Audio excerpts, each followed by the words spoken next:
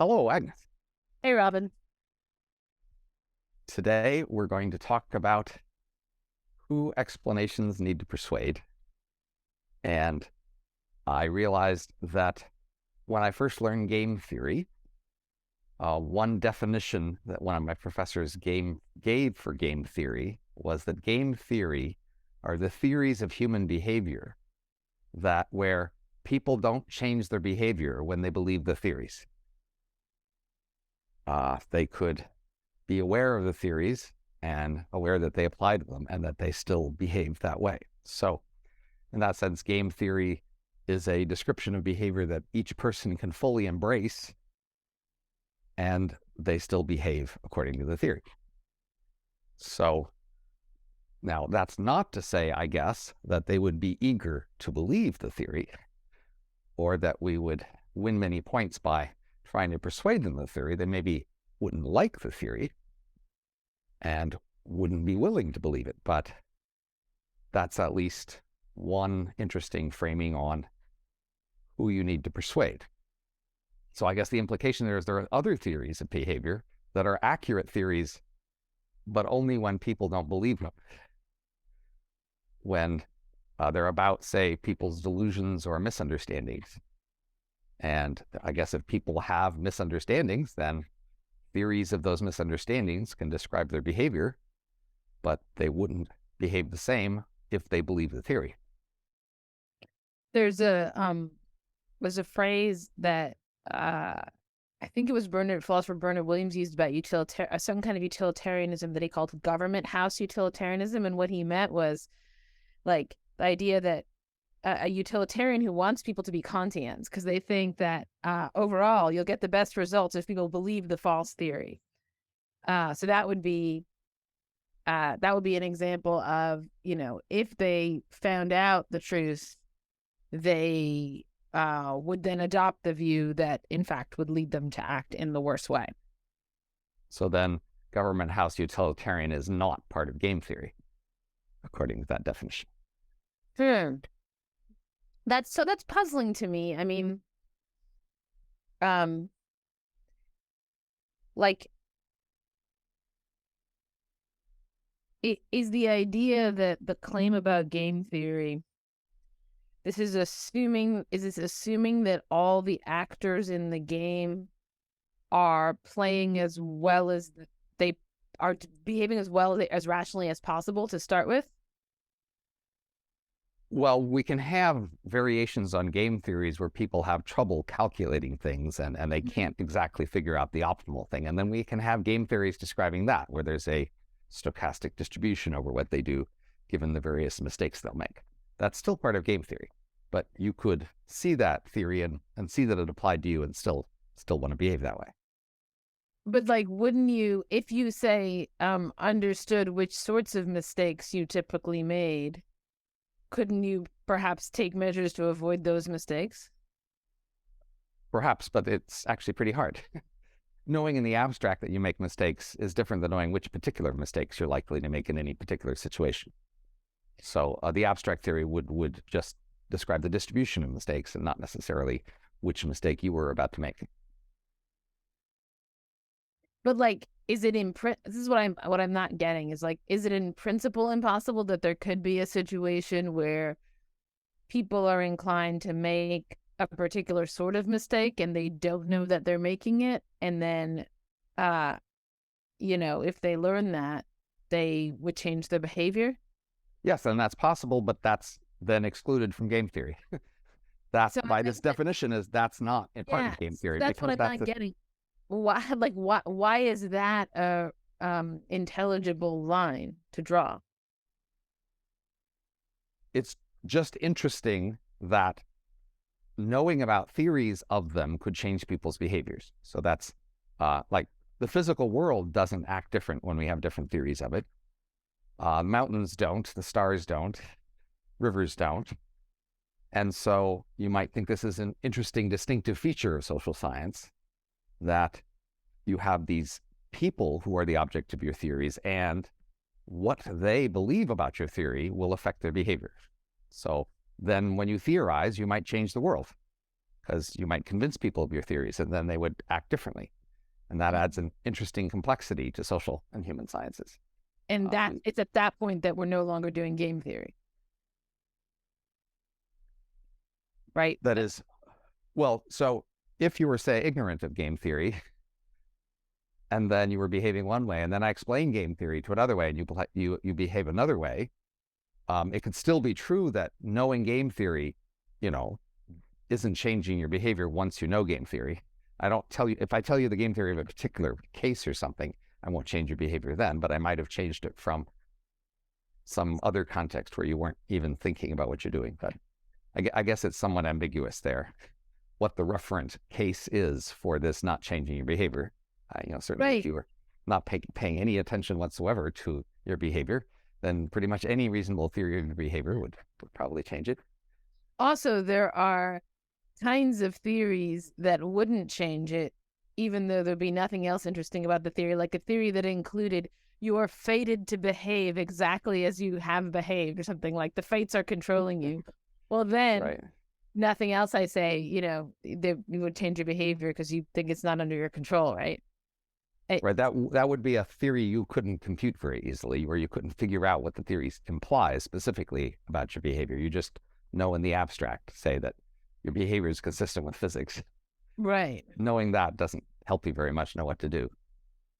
But the reason why I suggested this particular topic is that in the past, you and I have had differences of stances or priorities in terms of when we have a theory about some people, and this theory may not be very flattering of them, or may not be a theory they feel very inclined to embrace, my habit will be to continue to elaborate the theory and maybe talk to other people about it, not them. And your habit is more to think about how you could talk to them and maybe focus on the kinds of theories that you would be able to get them to buy into it. And this is a different stance the two of us take toward our theorizing. And I thought it might be interesting for us to explore that here. Yeah. So, and I guess I think there's the facet of my view that often shows up in conversation with you is you want to be able to say unflattering things, give unflattering descriptions that people would reject. But for me, this is part of a bigger claim, which is just that knowledge of the ethical world is practical knowledge. So it's supposed to give you guidance as to how to act. And so knowledge that doesn't give you any kind of guidance, where it would be equally true that speech that simply flattered someone, right? So you say, oh, it's bad because it's not flattering, but I think it'd also be bad if it were flattering. Like the point at which you think you've understood it is the point at which you can use that to reorient yourself and to improve. And that's just what it means to know stuff in the practical space, is to improve. Sure, but there's a difference between a theory that you will be willing to accept and likely to accept, or find congenial to accept, and a theory that if you accepted it would help you behave. So you just described as that second criteria. It should be something that if you believed it and act on it would actually help you. That's a different criteria than whether you're willing to believe it. Well, if I'm imagining myself giving the theory, it's only going to help the person if they're at least somewhat inclined to accept it. So getting them to accept it is just part of the game, just as much as it orienting them in an improving manner. I haven't done something useful if I've produced something that I know they can't. For instance, if it's spoken in a language they don't know, then I can be sure they won't accept it. And I haven't given them something useful. But it could still be a valid theory. I don't think it could. So I think validity in the practical realm is practical. It is, does it have some kind of use? If it's useless, it's not valid. So many of us, including you and I, are intellectuals. We're professional intellectuals, and we are part of a large intellectual project whereby we all think about a lot of different topics and we try to pull together a unified view of everything through our combined efforts. And, any one person might be able to use this combined view for practical purposes. And it would be, useful for someone to summarize all of this stuff in order to help a particular kind of person make a particular kind of decision. But this exercise of collecting a unified, integrated view of everything, that exercise seems to, benefit from any relevant true things we can figure out about it, even if particular people wouldn't want to hear that. That is, we might just put together our best view of everything, and then look at who would be willing to listen to which parts of it, and then craft practical advice for each person based on which parts they would be willing to accept. And that might not be able to draw on the entire structure we have put together, but seems like we should first just try to put together the best shared structure we can about what's true about all the important things, and then as a separate matter, focus on, for any one audience, what they would be able to benefit from. So you often conjure up for me this category of intellectuals, which is supposed to include me and you and some other people, but not everybody. And then you give me a bunch of rules for what these people do, and I rarely recognize myself in this category. And I don't think I'm trying to produce a unified, integrated view of everything. That's not a project I see myself as involved in, or it's too... You're contributing to it, even if you're not focused on it or it's not your highest priority. But we are all together doing that. I think that I'm doing more specific things in more specific contexts. Like I'm trying to teach some students something about Socrates, or right now I'm trying to figure something out talking to you about whether practical knowledge really does have to be practical, as I would put it. And I think I do agree that there is a kind of general human endeavor of trying to know, but at that point, I'm not sure that there's some people who are, that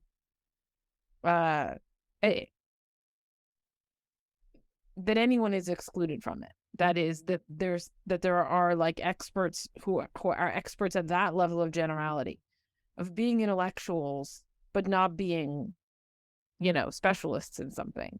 That's just a category that I don't use. It's not how I think. I wonder if we could ask about some other class of things, whether we can distinguish the practical from the non-practical. So if you imagine walking into a, department store, maybe everything in there could be used by somebody, but maybe most of it couldn't be used by you. Mm-hmm. But we still suggest that you go through the department store to find the things you want. We don't make a whole separate store just for you for the things that will only be useful for you. Yeah. We share a larger set of things that some of which may be useful for no one, I guess, in a practical sense. They might enjoy them in some other aesthetic sense. So, when we have categories of objects in the world, we have organized our sense of what kind of things there are out there, and we have ways to categorize them. We also put them in, shared spaces like a section of the department store or something. And it seems to me like we mainly first want to have just a set of sensible categories for things and places to put them, and then not focus that so much on whether it's useful to you. We don't want to organize all the things in the department store that you will happen to find useful. So the question is whether this concept of practical is a sort of stable, fundamental category that we would organize things in terms of, or whether it's more temporary and context dependent and local, such that you'll have to wait until some context to figure out what happens to be practical there. And so we shouldn't talk about whether knowledge in general is practical. We should talk about whether it's applicable in some situation by some particular person. The same piece of knowledge might be applicable by somebody else, one person, not so applicable by someone else, and could be used for this project of putting together an integrated view of the world. So, like, I think a department store is very much organized in the manner of practical knowledge. Namely, it's organized by use, not for one person, but for people in general. And so there's stuff in the department store, there's stuff that would never be in a department store exactly because it wasn't imaginably useful for anyone. And the categories, the way the department store is divided up, it'll be like all the cooking stuff is in one spot instead of having like everything that's red be in one spot. Or everything that weighs over a certain amount being in one spot. That is, there are a lot of ways that we might theoretically organize our knowledge of all the objects in the department store that we would never think of doing in a department store because the department store is oriented towards practice. And when you're walking around the department store, you're not doing a theoretical investigation. You're not cataloging. What you're doing is looking for something you can use and looking in a way that is liable to land you on something you could use. So our scenario here in discussion is you're imagining a particular audience, and I might have a claim about that particular audience, and it might happen that that particular audience is not very open to that claim. They find it not flattering or not very congenial to their point of view, but other people might find that claim useful. And we might find it useful for this purpose of putting together an integrated view. So then whether it's practical depends on who we're talking about. Then it's not about the thing itself being practical or not. It's about who will be able to use it, how. And so that's like the department store, right? So I'm saying, let's just collect an integrated view of everything we can understand that seems useful to anyone for any purpose. And then in a particular context, let's figure out what one person might want to hear, but let that be the secondary, afterthought to first figuring out a true integrated view of reality. So I guess I don't think those two projects are so separate. That is, there are bits of reality that we only investigate. There's lots of reality we just aren't interested in and don't investigate at all. And then there's bits of it we investigate primarily because we're interested in change or improvement. And I think that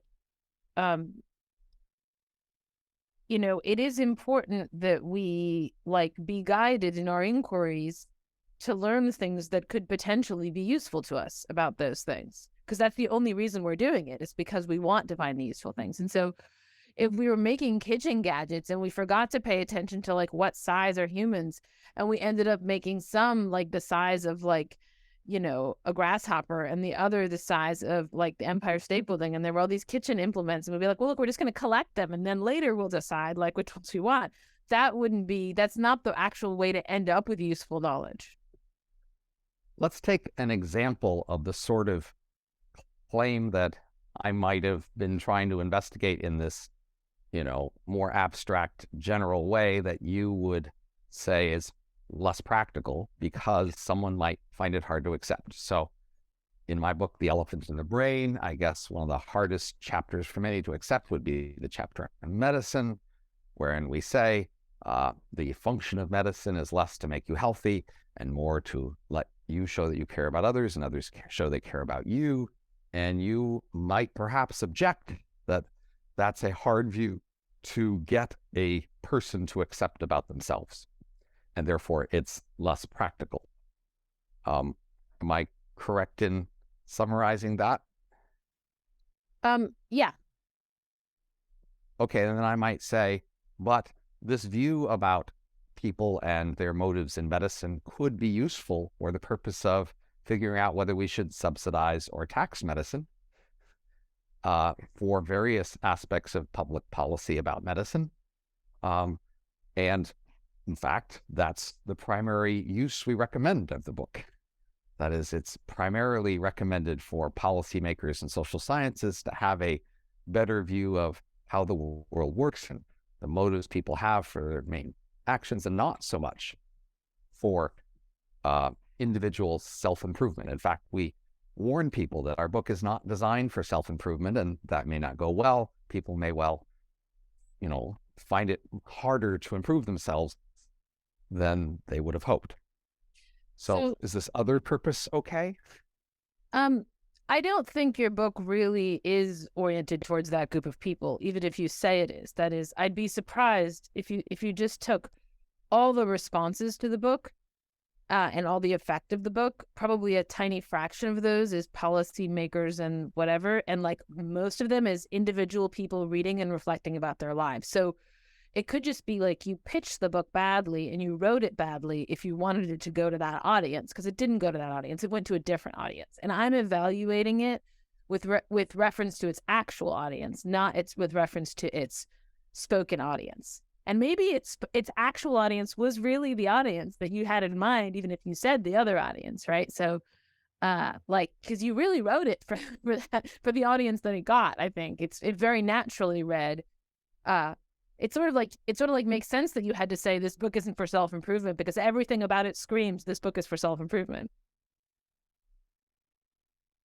Well, if there are multiple uses potentially of a fact or truth about the world, there are different kinds of people who could get different practical advantage from it.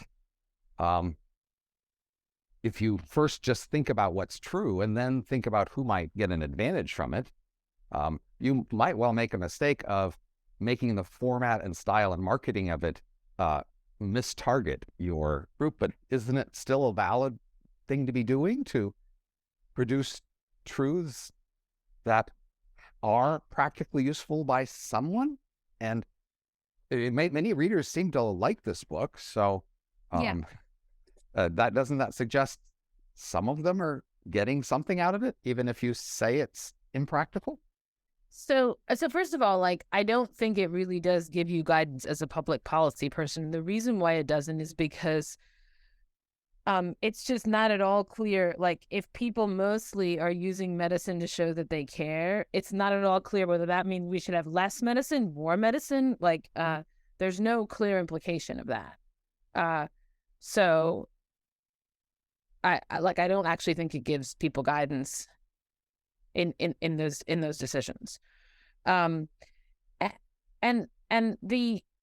guess the thing I wanted to say about let's say we could think of something like trolling, right? So as we could define trolling someone as a certain kind of trolling, as saying something with sort of the aim of provoking someone, where you might restrict yourself to truthful trolling, right? So you might say, I'm only going to tell you truths, but I'm going to tell you the ones that I know will sort of bother you, but in ways that are not productive and won't help you improve, or really there's nothing you can do about them. And if we want to say, could that be in any way objectionable? Truthful trolling. It seems, at least to me, in principle, there could be some kind of objection to that, and there could be an objection to it even if the person wasn't doing that intentionally. I would say that the vast majority of public policy and social science analysis of human behavior is at a distance from drawing strong, confident conclusions about public policies. Mm-hmm. That is, we are in a shared enterprise where we have broken the domain up into many specific topics and areas. And one of those areas is final policy conclusions drawn from our consensus about other things. But people often also just specialize in elaborating and making more details and other things. So I think true claim is that most health policy analysis has been based on the assumption of a different motive regarding medicine. And if that motive is wrong, that suggests that most of that analysis is wrong. And our replacing an incorrect assumption and pointing it out with a more correct assumption about the basic nature of the entire area of human behavior there seems like it's pretty presumptively useful for producing policy. Unless you think we're never, ever going to know about anything about useful policy in this area, it would seem like having a decent grounding in the basic facts of this area would be substantially irrelevant for policy. It doesn't require a direct connection between each fact and a particular final policy for that to be true. I'm not sure it's any more relevant at the group level than at the individual level. That is, individually, if you know you're using medicine to show that you care, but you have, if there's no conclusion that's supposed to be drawn about that from an individual about how they should behave, then, you know, a policymaker now learns, okay, here's this motive that nobody will admit, and nobody to whom I'm proposing my policies, like, we'll all know that the people who are taking the medicine won't admit it. Here's this other motive. All of our policies were based on a false assumption.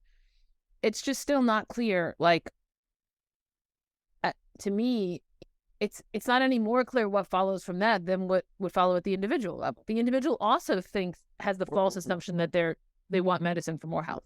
Remember the distinction between willingness to believe and usefulness if you did believe. So I would say, I do believe the theory of my book.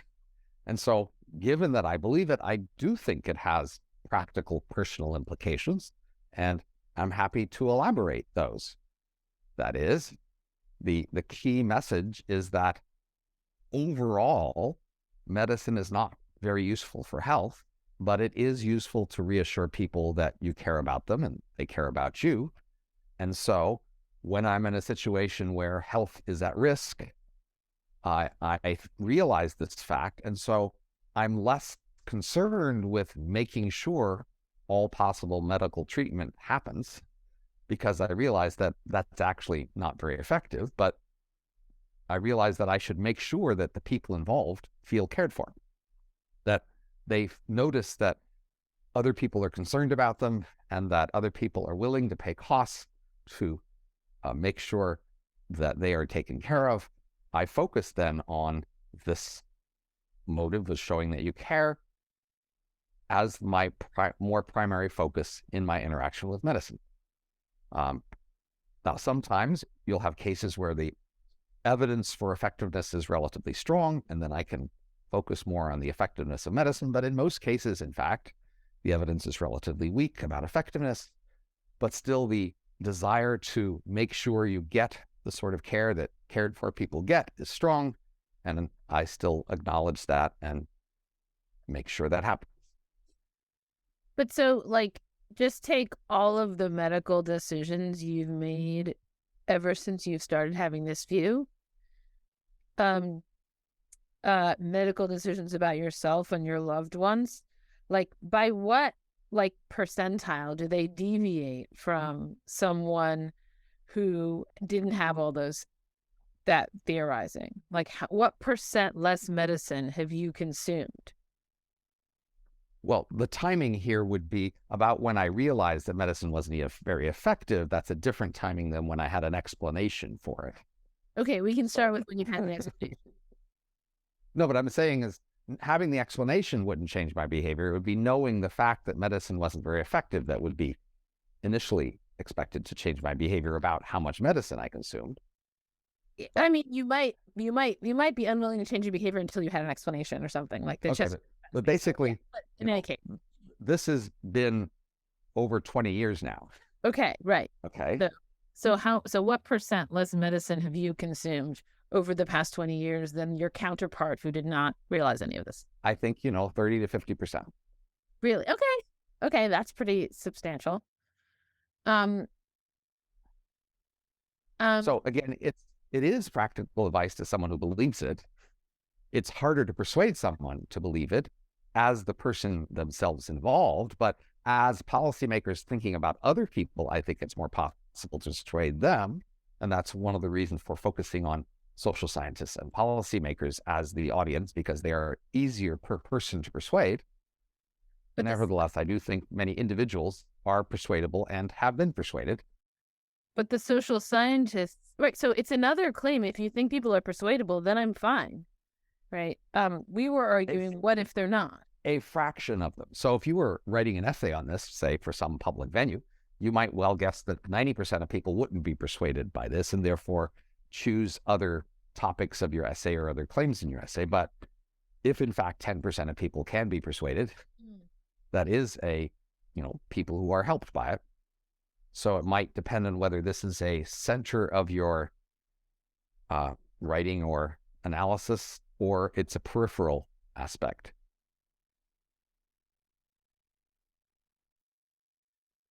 Right. So like, I mean, with the policymakers know that most people aren't going to be persuaded of this, right? So they have to make policies that are going to be in accordance with most people's false beliefs about why they want medicine. Well, not quite. That is, most people, when they hear policymakers making recommendations about policy, they don't actually know that much about the rationale for those recommendations. There are some sort of obvious, sort of straightforward things that the policy might achieve or not achieve. That's different than knowing the reasons that the policymakers had for making those suggestions. So one of the things I've said is that traditionally in social science, especially in economics, we usually have the framing of our problem as how to design institutions or mechanisms so that more people will get more of what they want. And that problem is usually substantially hard, but we usually, think about markets or incentive contracts and others, voting and other sorts of mechanisms and we analyze them in terms of whether people will get more of the things that they usually say they want. And this new set of analysis suggests that our institution or mechanism design problem is harder than we thought. The new problem is that we need to find a new mechanism or institution such that people can continue to pretend to want the things they've been pretending to want, but also give them more of what they really want. So an example might be in education. Most schooling pretends to be teaching you more material, and we have known for many decades some standard ways that people could learn more material in classes, but people don't think that's quite as fun. And schools have just not adopted those methods. So spaced repetition, for example, is one method that just very consistently produces more learning. We can understand that if we say, well, most people at some level realize school isn't about learning more material. It's about showing off their conscientiousness and conformity and intelligence. And schools do achieve that. And so then we might say, well, if we want to have a reform that actually people will be interested in education, we need to find a way to let them continue to pretend they want to learn the material. There has to be some material they're learning, but we need to give them a better ability to show off their intelligence or their conscientiousness or their conformity, and then they'll be more actually interested in that proposal. And I think that's roughly right, but it's a harder design problem. But now we have a better chance of getting people to actually respond to our proposals. So we have a long history to emphasize of assuming that people are right about what they say they want, designing institutions that actually more effectively give them more of what they say they want, and having people just not be interested. So your thought is that like in the education case, look, people don't actually want to learn. And so we may have to continue to have the facade of learning material, but what we should be working with as policymakers is how to better help them do signaling. And so in healthcare, people don't really want to become healthy. And so we shouldn't improve our medical system or get more medical knowledge or try to learn to live longer because people don't actually want those things. We just create the appearance of those things while giving them better and better opportunities to show that they care. That's what a healthcare policy person should do. Well, there's two constraints to keep in mind. Both can stay relevant. One is, what do the customers here want? Mm-hmm. What will they respond to, such that if you offer them something new, they would be eager to get it? Mm-hmm. And then the other is, what are our priorities as the policymakers? So those are allowed to have our own priorities? Yes, you're allowed to have your own priorities. So wait, can they be actually having people learn stuff in real education? They could, sure, yes. But in that case, you didn't give that as like a driver. Well, the problem is, like, if you don't have some independent power to force them to take your changes, if you can just offer changes, then you'll need to find ways to give them the things they want. Right. Which are to better show off and all their abilities. So, right. But same with healthcare. People don't actually want health. So you can't give that to them because they won't accept it. Well, it depends on how many other options they have.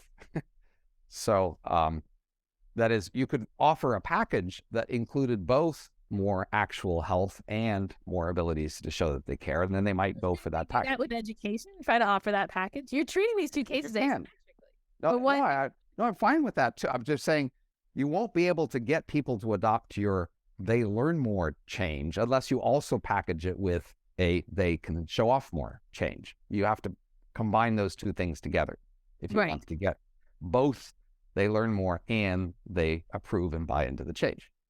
Right. So how is it that you've been able in your own life to cut down 30 to 50% on healthcare, and yet still, like, for instance, presumably the people around you have been horrified and have been, bereft of these opportunities to show that they care and encouraging you to get this healthcare that you've been taking half or a third or, only 2/3 of what a normal person would take.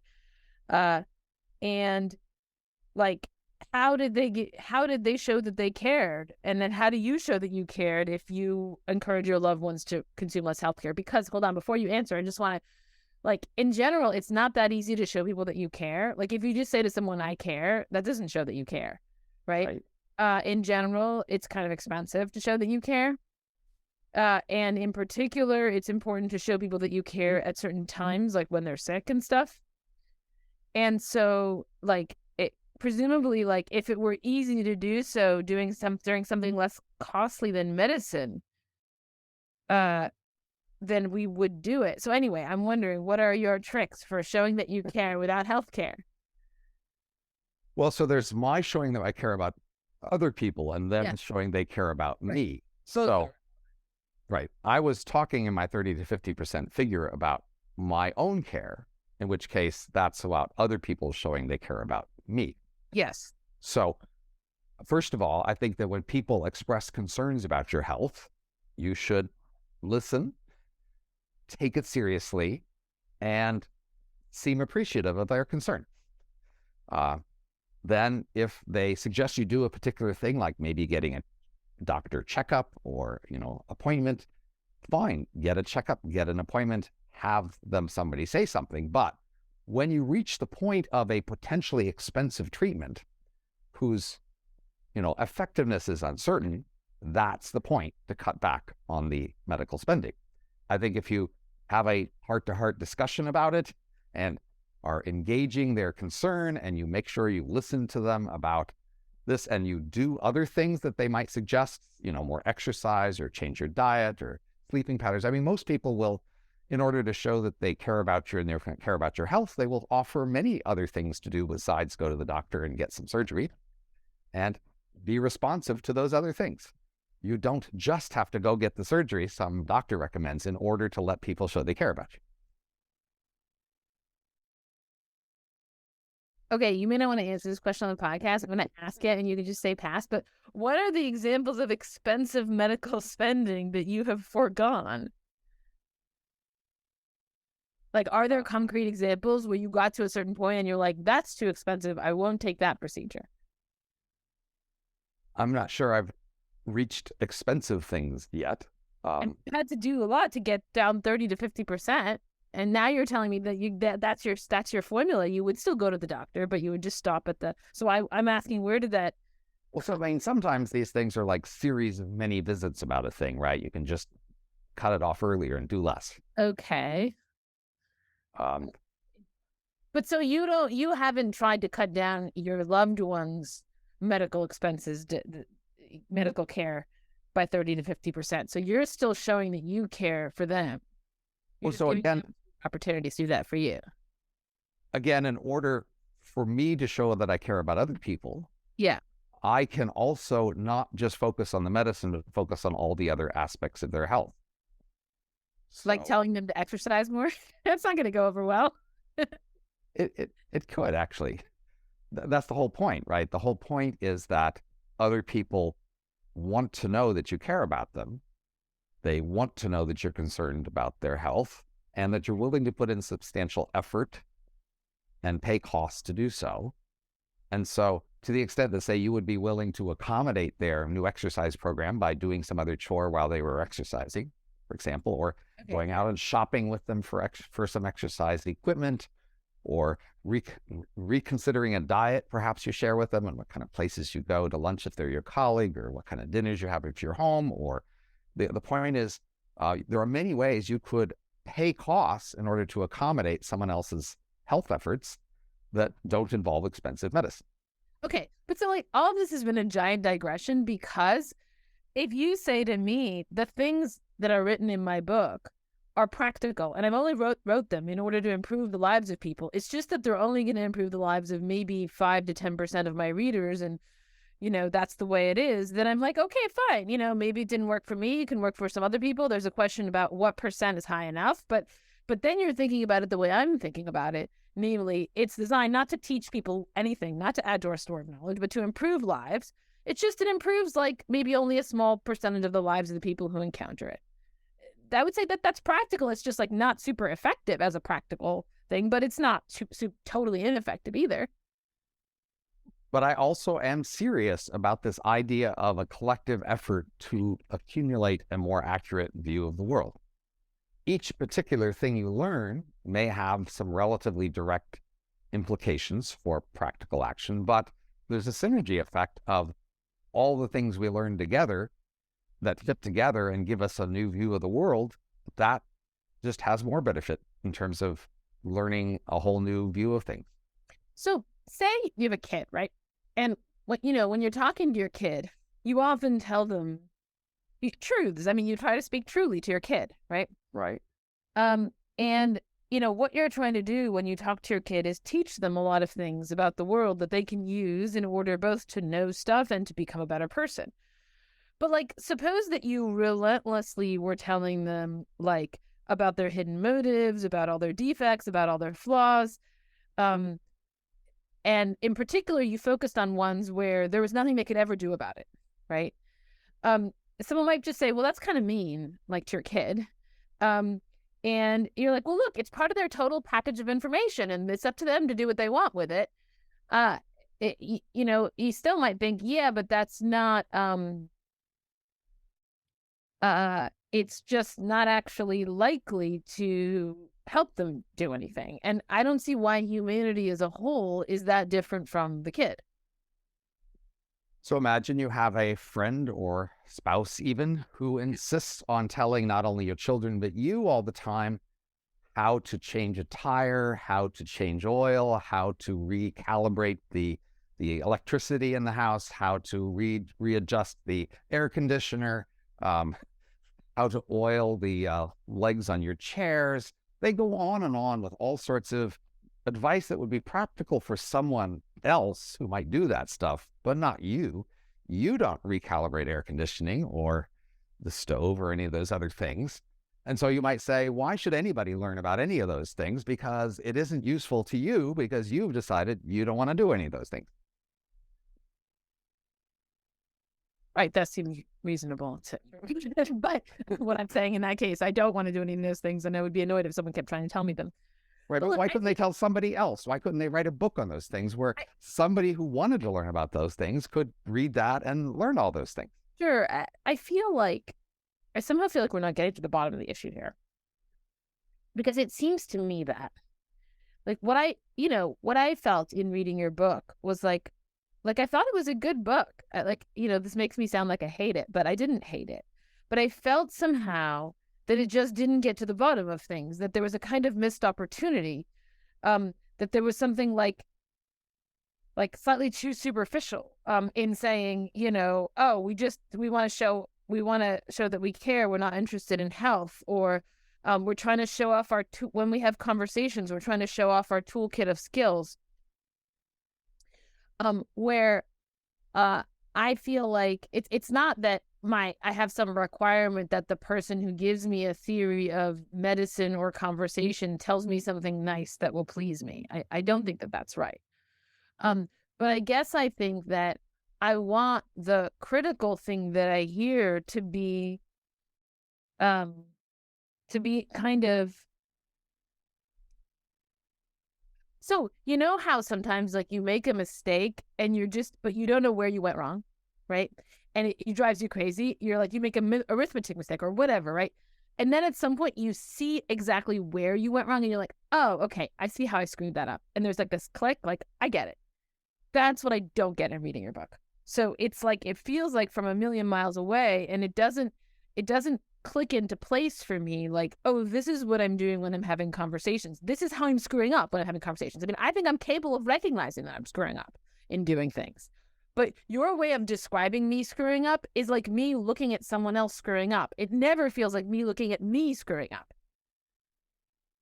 So when you're looking for a mistake, I think you typically have at least two levels of representation of what you're thinking about, both of which you consider valid, and it's about the mapping between those two levels. So there's a more detailed level in which there are each line of the proof, and then there's the overall level of whether the proof is correct. And what you want when you see at the overall level that the proof is incorrect, you want to go down to this detail level and find the particular place where that is. And that is a perfectly reasonable thing to desire when you have two levels of description, both of which are reliable, that you maintain together, and you learn something at a more abstract level that you'd like to map it down to a more specific level. That's a completely reasonable thing to want in the case where you have those two levels. Unfortunately, we don't always have those two levels. We are often in situations where we're struggling even to have one level that works. And I'd say that the topic of our book is a bunch of areas where we're just really kind of wrong at the high level about the basics of it. And we just don't have a more fine-grained level that's reliable that you could use to edit that, because we're probably also just pretty wrong at lower levels too. So we just have to slowly find a way to build up our representations to have a better abstract level and a better fine level. And yes, there'll be future work to find out a more concrete level that we can edit and rely on, but we aren't there yet. And the way to get there is to slowly make progress. And the first place to make progress is at that abstract level.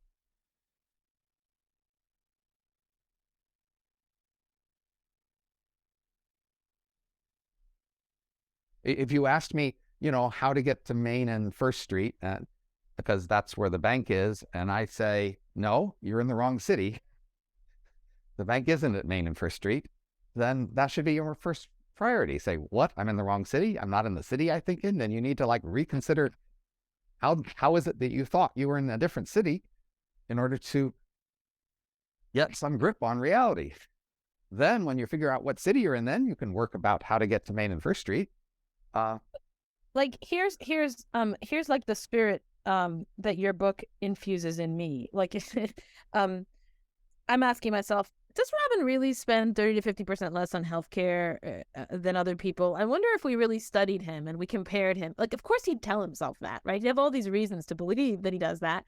When I try to push him and ask him for examples, he's not doing a great job there. And, I bet that the people who are convinced, the 5% who are like, yeah, you're right. I bet they all say they spend less money in healthcare. But suppose we studied them, right? And suppose we studied all you true believers and we found you spend about as much as the rest of us. And then should we be sort of extremely disheartened that in effect, we are so bad at getting a grip on reality? That in a way is what your book is about. We cannot get a grip on reality in all these different places. Why think we're going to get a grip on reality in implementing the book? Why think that the policymakers will get a grip on reality? Why think we have any hope of righting this totally toppled over ship? It sounds like you'd be saying, when I tell you you're in the wrong city, you say, I don't care. I give up on being able to figure out what city I'm in. No, I don't think that's right. Because if you tell me I'm in the wrong city, I still in the back of my head have the idea of a map. If you tell me I'm in the wrong city and also I'm on a different planet and also everyone that I've ever known has been an actor in a play, and right at a certain point I'm like, okay, I give up, right? You tell me enough stuff. If what you say is, look, you're in the wrong city, and then I'll be like, wait, show me how I went wrong. Why did I end up thinking, oh, I get it. There's another city of the same name and I flew to that city instead, that's the point at which it will like click into place, and I'll say, okay, that's something your book's not doing for me. The key story here is that we are all just much more wrong than we realized about a lot of big things in our lives. And that fact, if true, suggests we're also wrong about a lot of little things. We're just big and wrong all over the place. And the first step to dealing with that situation is to tell you that you are wrong about big things. And so the most straightforward way to do that is to try to name the ways that you're wrong in the most concise and general way that we can and point you to evidence to convince you of that. It's not the end of the story. It's the first step. It says, you know, you're not going to be able to fix all this until you have the foggiest idea that you have a problem. So here it is. So it's like the alcoholic with an intervention, right? All the friends get together and sit around and say, you have an alcoholic's problem, right? And this is the point at which they need to accept that, okay, at least all my friends seem to think I have a problem. That's not the end of the story. You're not fixed at that point, right? That's supposedly the beginning of the story of trying to figure out how you could deal with your alcoholic's problem. So that's what we're making that first move here. We're sitting you all down and saying, you're wrong a lot about these really big things. But like, when you say the next step is figuring out how to deal with your problem, I mean, that was my point about like my skepticism about whether you really spend 30 to 50% less, is that I think it's likely that any attempt I make to deal with this problem will be infected by the fact that I am susceptible to this problem, and I'm susceptible to telling myself stories that aren't the case. And so, for instance, I'll tell myself I'm dealing with it, and I'll tell myself I'm spending 30, 50% less when I'm not actually doing it. That's how I'll deal with it. I'll deal with it by not dealing with it. It should be my prediction about myself. And if that's your response to your alcoholic's intervention, then of course you're not going to fix your problem. But that's not how alcohol interventions work. That is, I don't think this is right. I mean, I don't think just saying, I think that the at least in many different kinds of interventions, what people try to do is make that person's problem intelligible to them. They don't just say, you have a problem. They try to get that person to see the problem, to shed a new light on it, so that they have an aha moment, or it clicks into place and they say, now I get it. And what I'm saying is, like, you stop before that point. You stop before the point where I get it. And so I don't even have the amount of confidence where I'm confident that I'm getting it. Like, that is, it could be that my very feeling of like, oh, there seems to be a problem here. How do I know that I felt very much when reading your book. There's a strong temptation to flatter yourself by thinking that you can see through things that other people can't see through. And I think, that's one of the dangers of this book, is that it encourages you to do that. That is, it fans the fire of the elephant in the brain by inducing in the reader a certain kind of feeling of superiority. Like, why not think we're actually making the problem worse by introducing a new form of self-deception where you think you're better than other people and more right-thinking, where in fact you're not. It could actually be making it worse. That critique that you just expressed could be applied to any time anyone ever points out any problem. Absolutely. Okay. I could say there's a pothole on Main Street and it needs to be filled. And you might tell me, but once we feel like we know there's a pothole there, we will feel overconfident that the problem will be solved, so we won't do anything. And so there's no point in even telling people there's a pothole on Main Street. I mean, we could just make up a story about any problem, and the fact that telling someone about the problem will just make it ineffective that we will ever solve the problem. No, but I'm not making a general claim that this is always true. I'm making a claim that this worry is a worry for the kind of problem that you're pointing out. But I don't see why this problem is more susceptible to that than any other problem. Why is this the kind of problem that knowing about it would have the opposite effect of making the problem worse, and all the other problems are not like that? I think that maybe it's because of how wrong you're saying we are. Like, if you say there's a pothole, that's just one pothole, the rest of the street is okay. What if it's just nothing but pothole? Okay. What if we told people that all of Main Street was a pothole after, say there was a big rain, an unusually large flood, and in fact, Main Street is now one big long pothole. Do you really think telling people about that is going to be counterproductive? I mean, no, I don't think so about that case. Because I think, well, okay, but there's other places I can go. There's other places I can walk. And what I wonder about with your book is there anywhere I can safely walk? Is there anything but pothole left, including in my thinking about this very book, including in my following the reasoning of the book? And so when other people, like, in the past, when I read about self-deception and, problems of reasoning and thinking, like, if I can get to the point, there's something destabilizing about knowing you did something wrong, but not knowing exactly how you went wrong. Like knowing I ended up in the wrong city. I'm in Detroit and I shouldn't be there or whatever, right? There's something destabilizing about that where I don't know what to do next and I don't know how to solve the problem. And the first thing I want to do is make sure I can trust my mind that I'm not going crazy by tracing out how this could have happened. In the absence of that, in fact, in the absence of any hope of doing that, it's it's not that I think that you've done something worse. It's just like I don't think you haven't. So, for a comparison, my dear colleague Brian Kaplan wrote a book on The Case Against Education. I know. I did an event with him about it. And his whole book is focused on what is, in effect, one of our chapters, the 1 of 10 areas on education. Right. Now, you could be complaining that our book has too broad a coverage. That is, where since we show 10 different areas of life where we question your motives, then you don't feel like you have any place you can stand. But what about Brian's book? Was that the right level of scope, showing you just education and that you were not very honest about your motives in education? Is that a small enough thing such that you think you have another place to stand and now you can improve yourself there? Is it the fact that we put 10 things in one book that was our problem instead of 10 separate books? I think that I'm not saying I don't have any problem with Brian's book. We have a different discussion of that. I think Brian's book, there's like the conceit that there's some special people. Those people actually care about learning. They're like how you think everybody is. For instance, Brian is one of those special people. And so education is wasted on most of the riffraff because they don't have the pure motives and they can't learn or care about it. But there is this kind of retreat to, like, there's the possible person who could be well-intentioned and well-motivated and can actually care. They're going to teach themselves, so they're not going to need school.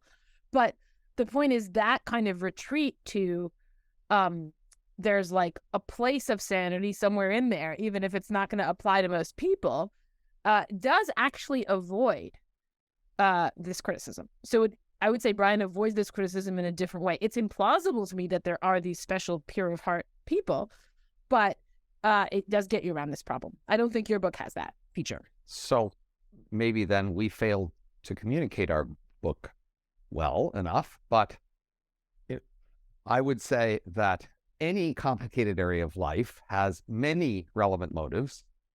And that's true about school and medicine and politics. And so we can't be talking about what is the one motive in any one area. We have to at best be talking about what is the most common, strongest motive. And so we do say part of your motive to be involved in medicine is health, and part of your motive to go to school is to learn the material. That is, when you deceive people, like when a child says that the dog ate my homework, they use an excuse like that because, in fact, sometimes dogs do eat homework. The child doesn't say the dragon ate my homework. Nobody's going to believe that excuse. So in general, when we make excuses for things, we usually hide behind things that do happen sometimes. They just aren't as common as we are pretending in any one case. So that's what we mean by hidden motives. We don't mean that the stated motives never apply and have no relevance. What we mean is we are pretending they're more important than they actually are. And so our coverage of medicine and politics and conversation, etc., is intended in that sense to allow for a fraction of the time and people where their motives are as they describe, just to point out that they are overemphasizing those for a reason. Right. And my I guess I think that the discrepancies that you're pointing out really are interesting and important. Like if you really thought conversation was an information exchange, why would people prefer to speak rather than listen? And, a thousand things like that. This thing that you tweeted about recently about why is it that people would prefer not to do more medical research and think about ways they could avoid dying rather than dying, right? That is like, it seems like they, don't put as much effort into preventing themselves from dying as you might expect. And I guess I think those puzzles really are, it's like, this is why I'm saying I feel like it's a missed opportunity. Those puzzles indicate that we are in some way deeply confused about what we want. That is, we think we want something and we want something quite different. But the place where you land in terms of what we actually want is like not something we could affirm. And so I find it like that's not something that you want to affirm. That's different than it being something you could affirm. That was the key distinction I was trying to make at the beginning of the talk. So I think that the problem with the want to versus could affirm is that it needs to have the in order to be able to affirm it, in order to be able to take the correction, right? I would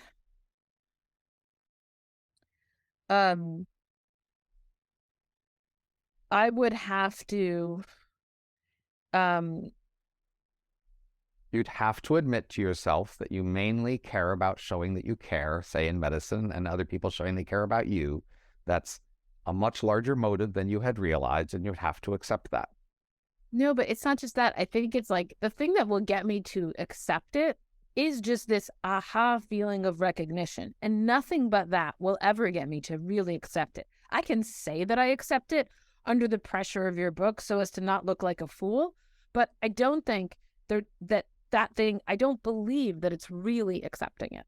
That's what I'm saying. I think really accepting it, just like it, I even think if somebody told you you're in the wrong city, it would only be when you could trace out how you could possibly have ended up in the wrong city that you would really accept it. And so I think you would only really accept this explanation if it could supply you with a reorientation.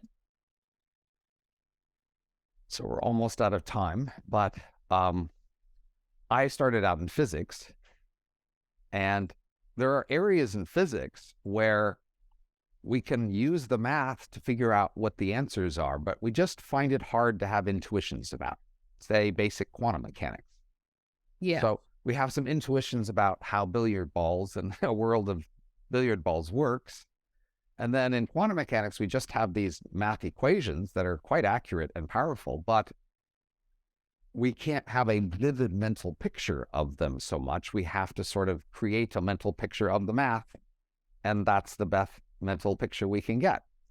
And that's what it's like to sort of learn about something strange that your mind wasn't designed to intuit. And that may be true of you as well. Your mind may not have been designed to intuit and have a vivid mental picture of these things that you were designed not to see. But like with quantum mechanics, if you trusted the abstraction enough, if you trusted enough the abstract math that had told you that it's really there, you could use that abstraction to figure out things. And in some sense, that's what I'm asking you to do here. I'm giving you the abstract reasons to believe these things and asking you to rely on that abstraction to make choices, even if you can't vividly, intuitively see it. And maybe that's not possible for many people, just like many people just refuse to deal with quantum mechanics. I mean, so one possibility that you seem to be assuming is the case is just that the thing, you're persistently assuming that the thing that I'm asking for doesn't exist. And asking you to consider that possibility. Sure, right? And I guess I think that that is possible. And that may be the situation that we're in with quantum mechanics, is that we have a bunch of equations and we don't really understand anything by means of those equations, but we can manipulate things and even maybe produce technology and stuff by continuing to manipulate symbols. That may be good enough for some people.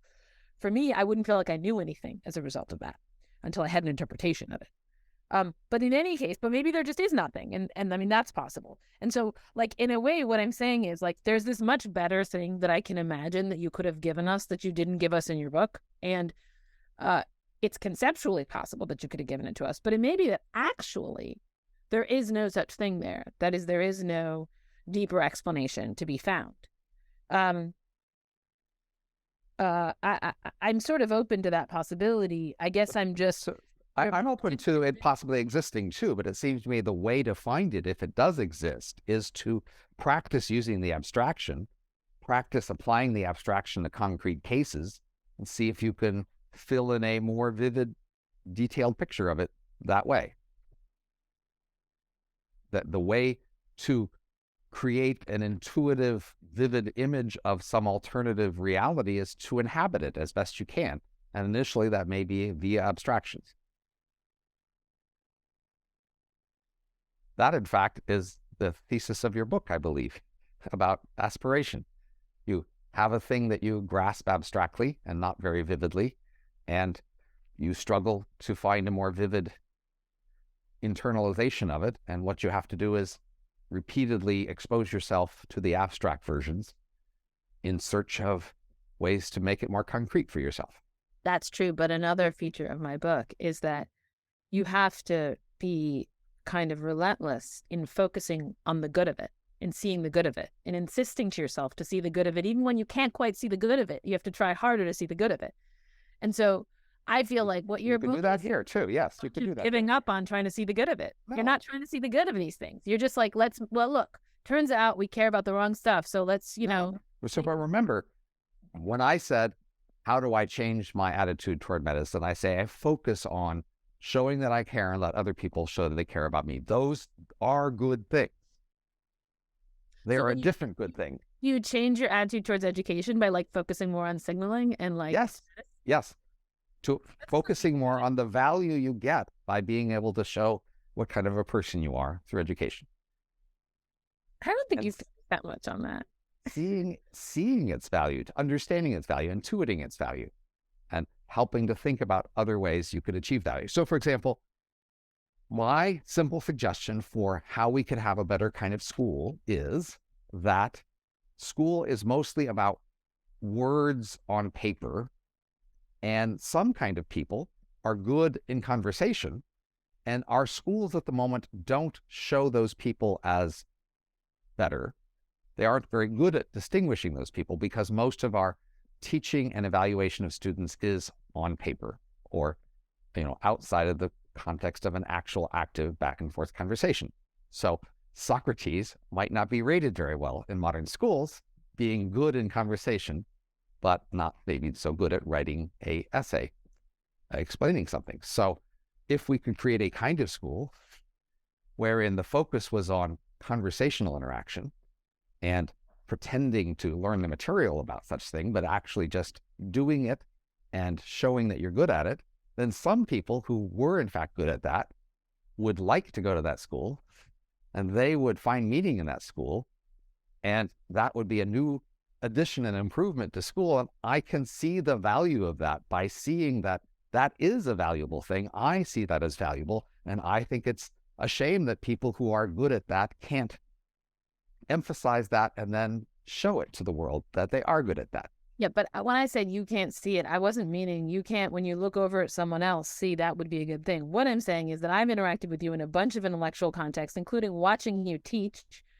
a class, and you, completely, as far as I can tell, avoid this thing of pretending to learn, showing your status. You just don't do any of that stuff. You're completely failing in the piece of education. You don't do it in conversation. You don't try to do it. Like, you don't try to do it more and more. You just ignore all this stuff, which is like the main value of education. I don't talk about it explicitly, but I think I am achieving it. That is, I achieve it in myself and in my students. I help them show off through often conversational interactions in class.